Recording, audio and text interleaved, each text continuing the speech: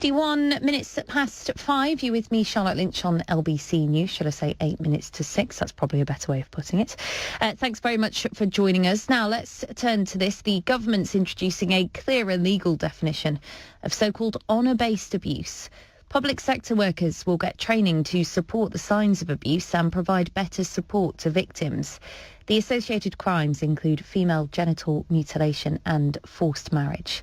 Well, let's speak now to Sema Gornall, the Chief Executive Officer of the Vavengers and a advisor, or former advisor, to the Home Office on this issue.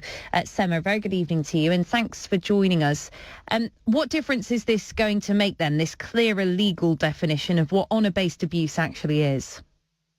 Well, before we did not have a clear legislative definition to start with. So, frontline officers, policing officers, council and social workers, often charity workers were quite confused with what we mean by honour-based abuse, because when you look at the type of crimes, there's no honour in it. But what was meant by the original name, I believe defined by Safe Lives, was that the motivation is associated with, dishonouring somebody, and therefore they felt like, they were entitled to abuse you. But obviously that wasn't helpful. No, absolutely. So you welcome these changes then. What difference do you hope it will make to victims? Well, I hope that we actually step away from the word honour and actually in the definition give space to each type of associated violence, because it's not one form of violence that happens. Disproportionately affects women and girls. And we mustn't attach this to a particular community or race. I have to say it happens across all of the nation. It happens across all communities. And I think what the damage was done with the, previous attempts was that it kind of linked it with people's cultures or, made it a cultural norm. We know very well culture is music, culture is people's good behavior and everything that makes us a beautiful community. It cannot be linked with abuse. So I think what we will see after this definition is a clear, line of what this means. Female genital mutilation, forced marriage against adults and children.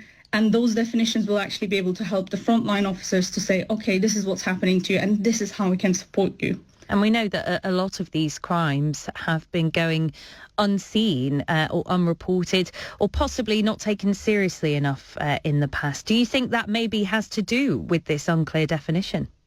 Well, obviously, yes. I mean, many of our community members who come to our support hubs, they say, at the time, I didn't know what was happening to me because it was all happening at once to me and including to my sisters. And, when something is happening to you and your family, you need professionals to be able to identify and tell you what's happening. But if you hear what is happening to you is because of, the code of conduct of your community or your culture, then that's not going to be helpful. Power of language goes a long way. When you define something as violence to survivors, it will help them actually seek help, but you need to do it in the right manner. And I think by defining this clearly and saying, this is violence, it should not happen to you. In the UK, certainly any of these crimes are crimes. Actually, we have legislation to protect you. That will massively protect women and girls. And I have to just get it in there that actually female genital mutilation kills women and girls. Every 12 minutes across the globe, a woman or a girl child loses their lives as a result of the injuries sustained by FGM. It's a very serious crime. And when we talk about something like forced marriage, it's straight up a form of modern slavery. You have no form of freedom to leave that unless you have the appropriate help from, your government, your policing system, your charitable organizations. So it has to be understood correctly. Otherwise, we've been letting people down. And the numbers that we see on national scale, the reported numbers, they're still in the thousands.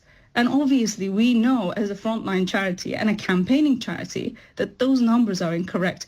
We actually, as part of this campaign, as well as the definition, we also want a national survey, just like breast cancer screening, cervical cancer screening, female genital mutilation, for example. You're missing a piece of your genitalia. So we have to find out at a healthcare setting if this has happened or not.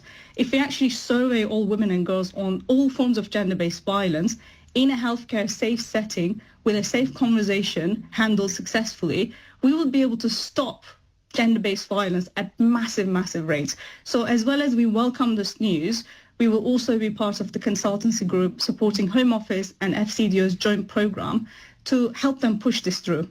Well, Sema, congratulations on the success of your campaign so far, and good luck with the rest of it. Thank you for joining us. That's Sema Gornall, Chief Executive Officer of the Vavengers, speaking to us on LBC News.